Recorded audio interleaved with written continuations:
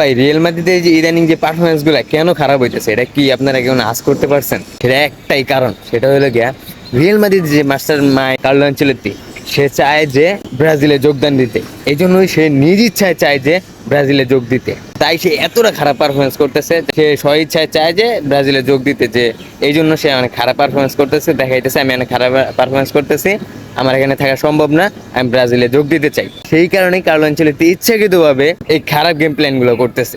এই লাস্ট কবে দেখছেন এতটা খারাপ পারফরমেন্স রিয়েল মাদ্রিদের? এটা কি রিয়েল মাদ্রিদ?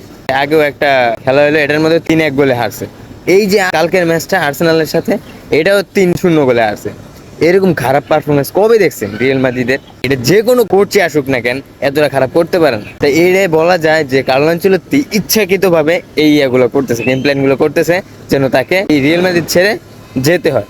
আর রিয়েল মাদ্রিদ ছাড়লেই তো ব্রাজিলে যোগ দিবে। ব্রাজিল ফ্যানরা তারা নিশ্চিত থাকেন যে কার্লো আনচেলত্তি আসতেছে। চ্যাম্পিয়ন্স লিগ জেতা তার মধ্যে আমার মনে হয় না এবার জিততে পারবে কার্লো আনচেলত্তি। মনে হয় না, ডাউট, মানে এটা কোনো ডাউট নেই আমার, একবারে 100% শিওর, 100% শিওর থাকেন সে ইচ্ছাকৃতভাবে কার্লো আনচেলত্তি এরকম কাজগুলো করতেছে।